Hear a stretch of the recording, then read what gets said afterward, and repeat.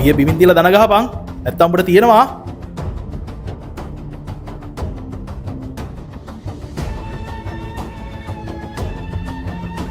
සාජන් අල්ලගනි.